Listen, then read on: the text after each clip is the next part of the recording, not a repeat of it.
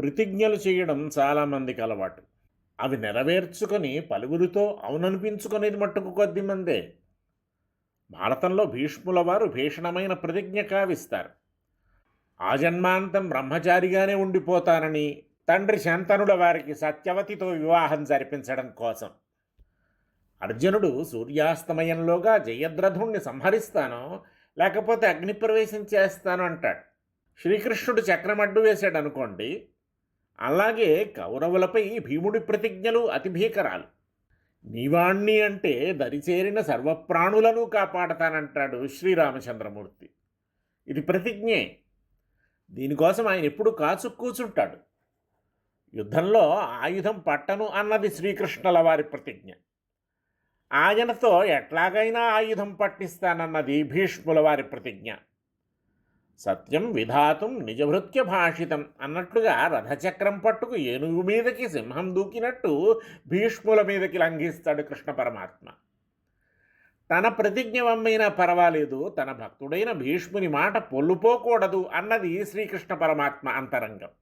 ప్రతిజ్ఞలు సాధారణంగా ఉద్రేకంలో చేస్తారు. ఆవేశంతో ఊగిపోతూ సాధ్యాసాధ్యాలు చూసుకోకుండా ప్రతిజ్ఞలు కావిస్తారు. ప్రతిజ్ఞ చేసినంత తేలిక కాదు దాన్ని నిలబెట్టుకోవటం. అంచేత ప్రతిజ్ఞ నెరవేరే వరకు మనిషి తిండి తినలేడు, నిద్రపోలేడు. ప్రతిజ్ఞ నెరవేర్చుకున్న వారి స్థితి ఎట్లా ఉంటుందో వివరిస్తున్నాడు. విగత జ్వరమివ హృదయం గాత్రం లఘుతరమివావసిత భారం తీర్ణర్ణవస్య చ సుఖం మనోభవత్యవసిత ప్రతిజ్ఞస్య. ప్రతిజ్ఞ చేసి నెరవేర్చుకున్నవాడి మనస్సు సముద్రం దాటిన వాడి మనస్సులా సుఖంగా ఉంటుంది. హృదయం జ్వరం వచ్చి తగ్గినట్లుగా ఉంటుంది. ఒళ్ళు బరువు దింపుకున్నంత తేలిగ్గా ఉంటుంది. సముద్రం అగాధం, అపారం. ఎన్నో ఘోరాలు, క్రూరాలు అయిన జలచరాలుంటాయి అందులో. తాడి ఎత్తున కెరటాలు ఎగసిపడుతూ ఉంటాయి. నీరంతా ఉప్పగా ఒంటిని చిటచిట్లాడిస్తూ ఉంటుంది. ఎవడో దుస్సాహసుడు సముద్రాన్ని దాటుతానన్నాడు. విమానం మీద, పడవతోనా? కాదు కాదు, బాహువులతో. ఇది అలలు ముంచవచ్చు, అరపు రావచ్చు, మసళ్ళు మింగవచ్చు, అసువులు పోవచ్చు. ఎంత సాహసం! ఆంజనేయ స్వామి కూడా దాటి ఆవలికి చేరుకున్నాడు, కానీ మున్నీట పడి ఈది ఒడ్డు పట్టలేదు. అంటే వీడు అంతకంటే గట్టివాడు కావాలి. పిల్ల కాలువలు ఈది గజ ఈతగాళ్ళు అనిపించుకోవడం కాదు, అపార జలరాశిని ఈది ఒడ్డుకు చేరుకోవాలి. ఊహకు కూడా అందనంత దుస్సాహసం ఇది. ఎవడో ఈది ఒడ్డున పడ్డాడనుకోండి, వాడి ఆనందానికి ఎల్లలుంటాయా? వాడి మనస్సు ఇలా ఉంటుంది అని చెప్పతరమా?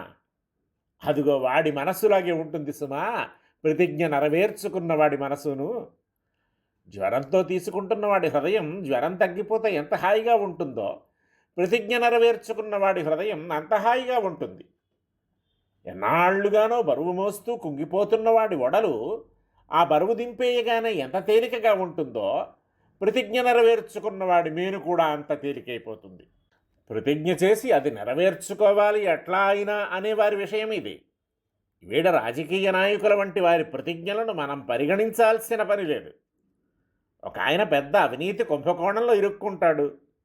నాపై అవినీతి ఆరోపణ నిజమని తేలితే బహిరంగంగా ఉరివేసుకుంటానంటాడు.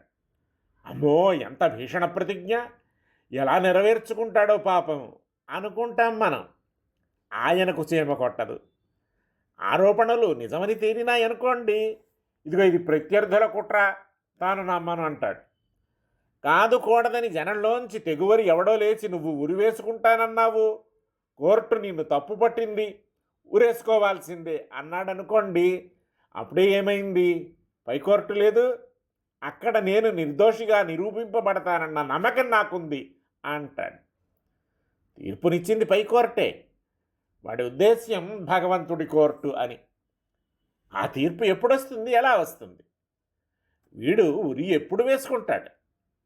ఇక బలవంతాన మనమే తాడు చేతికిచ్చి కానీ అన్నామనుకోండి, ఆత్మహత్యా ప్రయత్నం కింద పోలీసులు ఆ ఊరికి అడ్డుపడక తప్పదు. ఇలాంటి ప్రతిజ్ఞలు చేసేవారి మాట కాదు నీతికారుడు చెబుతున్నది, మాట నిలబెట్టుకునేవారి మాట.